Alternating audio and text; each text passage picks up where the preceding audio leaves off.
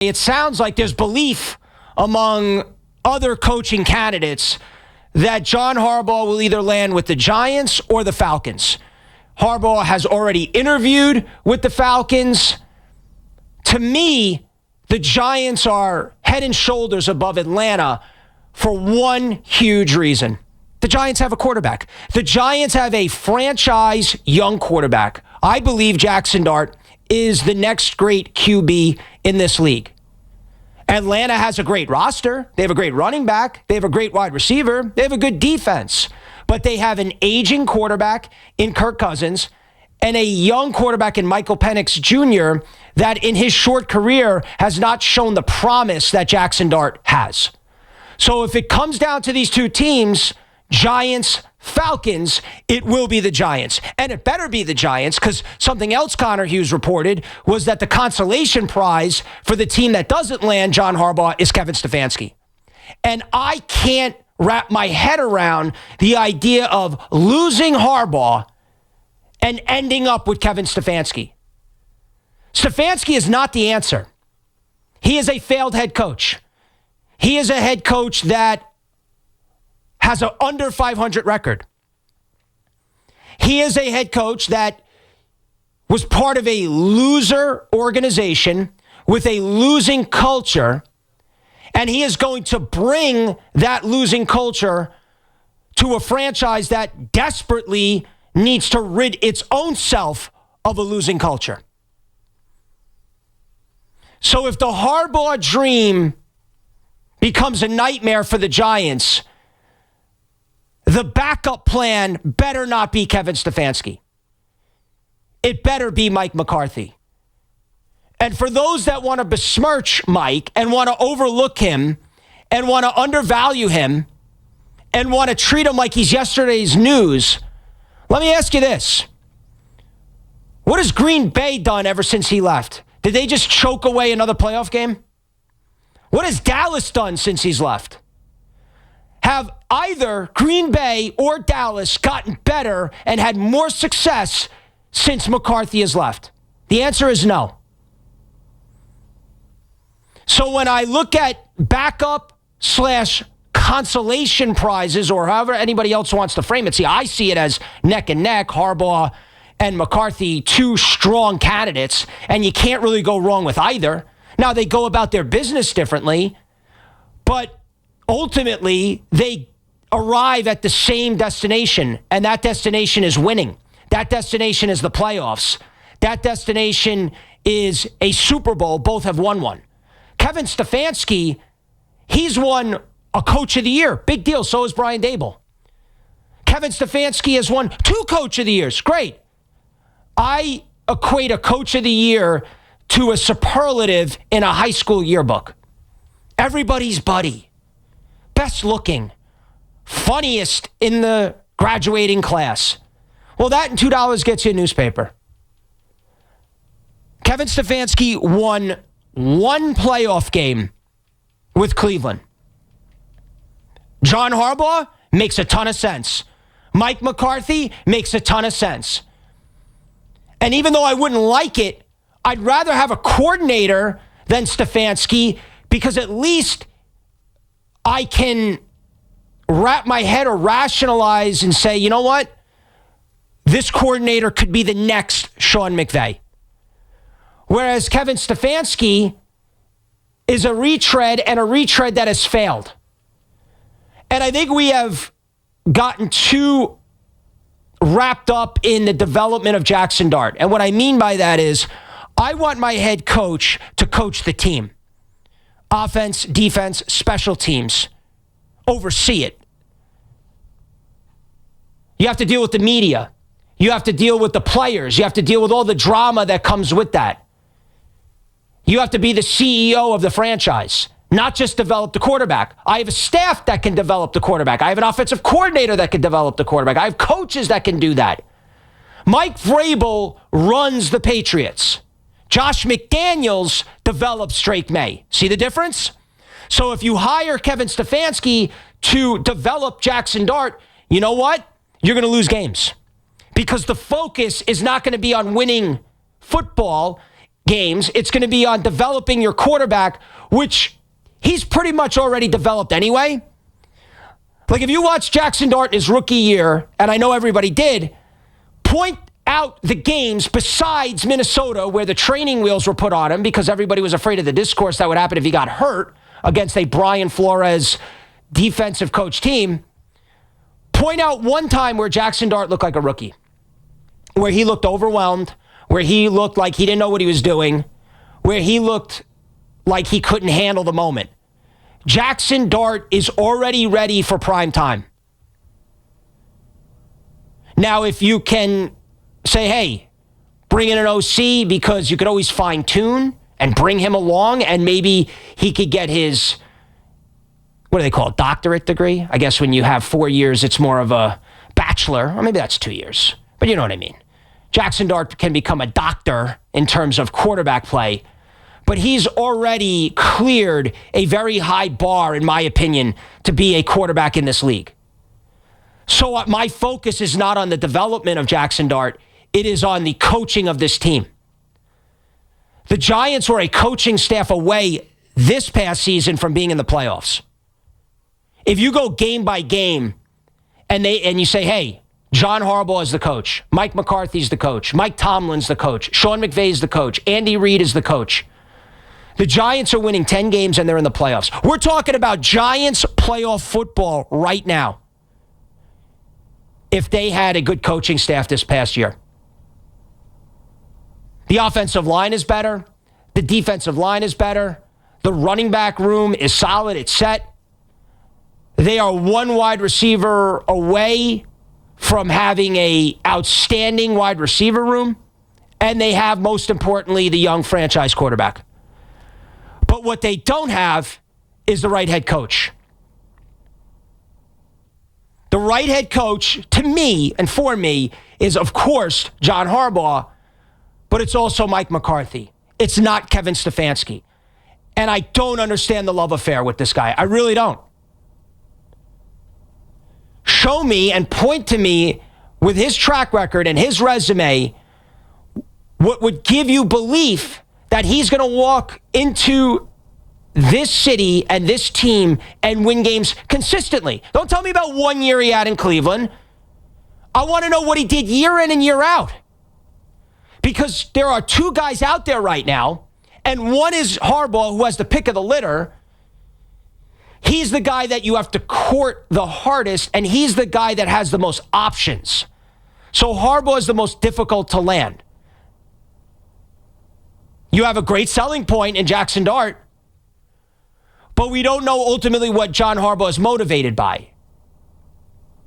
Now, if it comes down to here in Atlanta, I think he's going to pick the Giants.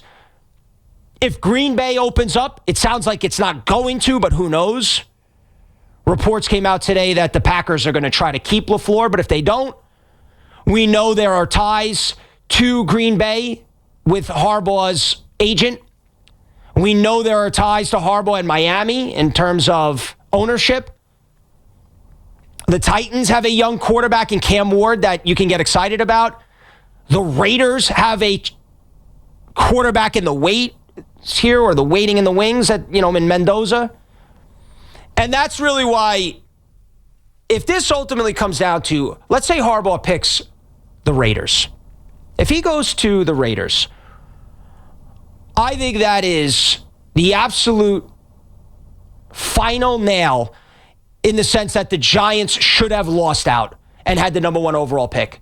Because the Giants would have been an absolute much more attractive destination if they not only had Jaxson Dart, but they had the number 1 overall pick. Like, you're stacking the deck. For anyone that says, Harbaugh's got to pick here, you got to get him in this interview, don't let him leave the room. And there are selling points. We have Jaxson Dart. We have a young nucleus. We have an offensive line that's gotten a lot better. We have New York. If you are a great head coach here, you can have the world at your fingertips. But you know what might have put it over the top? The number 1 overall pick. And that's why the Giants should have lost out, especially when you watch Fernando Mendoza light up the Oregon Ducks have just a tremendous performance in the college football semifinals, as his stock continues to rise. Now you say, how could it rise any further? He's the Heisman Trophy winner. He's the consensus #1 overall pick. Not really, because there was a lot of people saying going into that game against Oregon, well, what if Dante Moore outplays him? Well, that didn't happen. Mendoza was head and shoulders better than Moore. So his stock has risen. Now, since the Raiders are picking first, it doesn't matter. But if the Giants were picking first and the Giants had the #1 overall pick, based on that performance and what I expect in the championship game, because I think Indiana's going to roll over Miami and they're going to win the national championship and they're going to steamroll the Hurricanes. If you're the Jets and you're watching this, you're going, oh, especially if Moore doesn't decide to come out and Ty Simpson's your other option. You would have given up the entire farm for Mendoza. And the Giants would have been sitting there pretty. And they could have sold to John Harbaugh, we have Dart. We have a young nucleus. We have a team that's on the rise, that's ticking up. Our GM has drafted a hell of a lot better in the last 2 drafts. We have all the pieces here. And the cherry on top, the #1 overall pick that we can use to trade for even more assets, for even more #1 picks, for even more second-round picks. And just think of the team we can build around Jaxson Dart. So for anyone that thinks, Loogie, those 2 games that the Giants won at the end of the year, that builds your program. That carries over into next year. That builds a winning culture. Nonsense. It doesn't. There's no carryover effect. With a new regime and a brand new, lease on life and everything going into next season with the Giants and their coaching staff, there is absolutely zero carryover. Zero. It's all about starting from day one and starting from scratch. However, if the Giants had lost out and they had the #1 overall pick, it would have been another bargaining chip to lure John Harbaugh to the Giants. But the Giants screwed it up, and they won out. And now they have to hope that Harbaugh picks them. And if it's a 2-horse race, Atlanta and the Giants, I feel very confident it'll be the Giants. But if it's more expansive than that, you start to worry. And you start to realize, had they had the #1 overall pick, things would be a hell of a lot different right now. Let's go to Dave in the Bronx. What's up, Dave? Hey, Loogie, big fan. Love the show. Thank really you. love the new format. I got to agree to disagree with you. I think getting a younger coach, and if we don't get, our desired coach, but we can't go McCarthy. I think we're going to get a guy in his 70s to coach the Giants. Well, he's in his Harbaugh's early. a great choice. But, Well, McCarthy's in his early. bringing in McCarthy. He's early 60s, Bringing not in 70s. McCarthy to no. He's going to be pushing 70 by the time we get done with this guy because. You're going to have a guy hopefully for a few years, and the guy's going to be pushing 70 years old. Right, but Andy Reid is pushing 70. Would you get rid of him? Andy Reid is a has-been. Andy Reid's a has-been. His team was in the Super Bowl last year. Home. I forget Andy Reid, his fat ass. He's home. Who else do we have? Why are you always going with these older guys? You're a younger guy who's under 40 years old. Why are you? Well, I'm not under 40. Guys? I wish I was. I just turned 40. Old men for some reason. Mike what McCarthy. About the younger guys? I care about success. I care about success, Dave. And I know you're pulling my leg, but I care about success, and I care about recent success. And Andy Reid has had a lot of great recent success. And everybody wanted to besmirch Andy Reid, too, after Philly. He was no good. He can never win the big one. Why are we giving him another opportunity? He'll never win. Same stuff you hear about McCarthy. Kevin Stefanski, yeah, he's 20 years younger, but so what? Is he a winner? No. He's a loser. That's why he got fired. A loser as far as a head coach. I mean, in terms of record, he's under 500. Let's go to Billy in Jersey City. What's up, Billy? Hey, what's going on, Loogie? First time, long time. Love the show. Thank you. Just wanted to go back to what you were talking about, Jaxson Dart, and anytime he's shown that he looked like a rookie or looked like he wasn't ready for the moment. I want to preface this by saying I'm a Patriot fan, so obviously I'm ecstatic about where we are right now. Go, love Drake May. Mm-hmm. You know, you should be. But yeah. But Billy, you more than anybody can attest to the fact that it's Vrabel there, but it's really more importantly Josh McDaniels, especially when it comes to the development of Drake May. Yeah. No. Absolutely. But no Billy, doubt. If Josh McDaniels was your head coach, you know where you'd be right now, sitting home.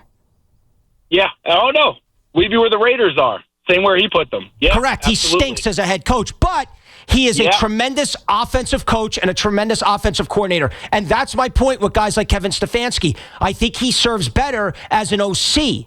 I think that's where his strength is. So if the Giants want to hire Kevin Stefanski as an offensive coordinator under a John Harbaugh, under a Mike McCarthy, then I'm game. I think that's where, to our last caller's point, where I have what you want to call an older coach, but is more experienced and knows how to navigate the waters of the NFL and knows how to win football games, especially in tough markets like Dallas, nationally and locally. And then you can hire the young offensive genius mind in Kevin Stefanski, and then maybe down the line, you promote him.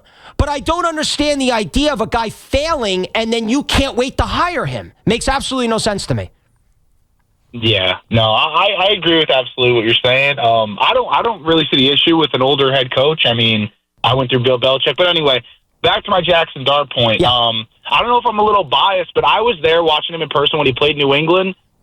He didn't look like he had it all that night. I mean, he was getting blown up left and right.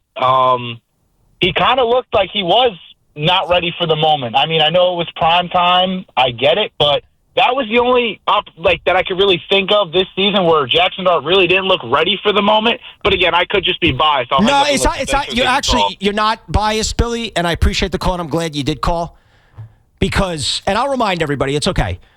The day after that game against the Patriots, remember, it was Dart's first game back.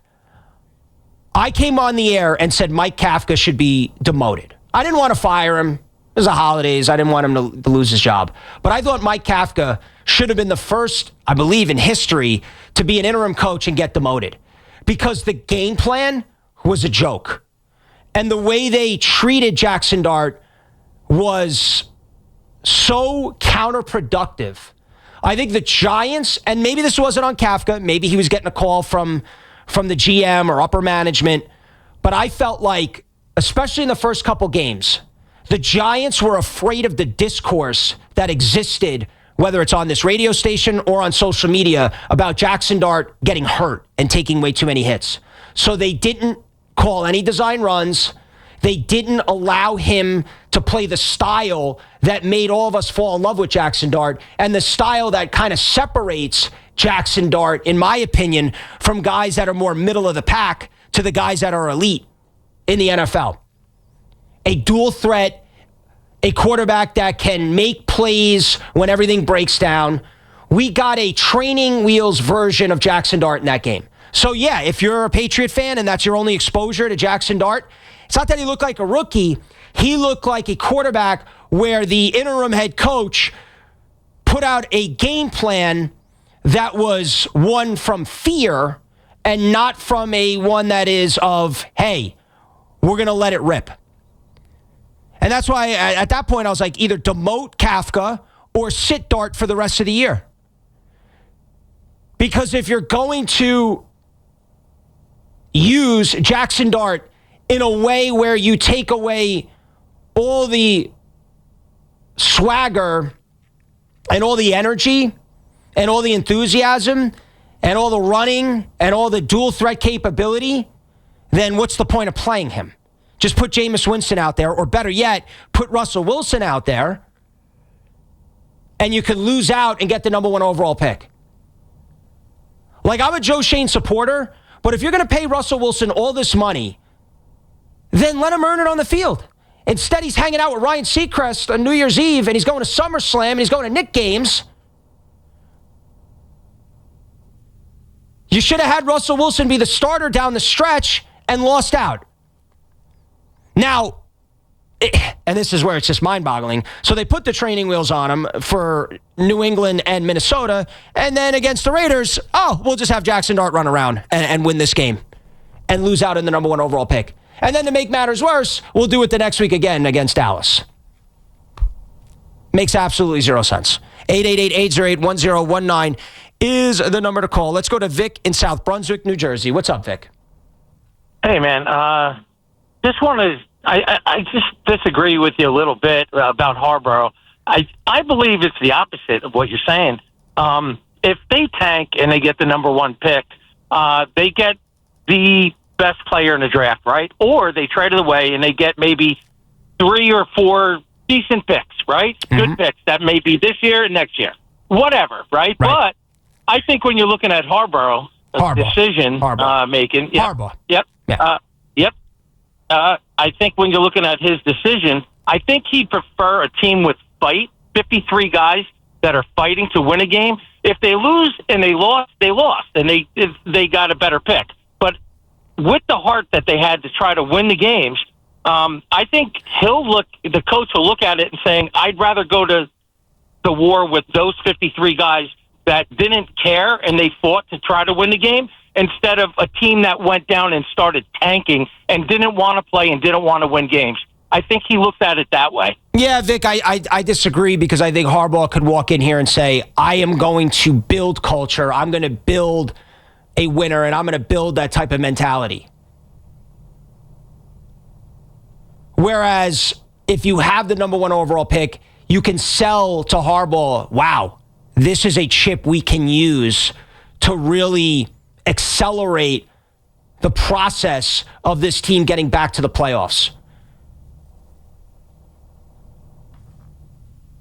I don't think Harbaugh sits there and says, wow, they really brought it against the Raiders and a Dallas team who stopped trying in the second half when they benched or sat or told Dak Prescott, your season's over. We're done here.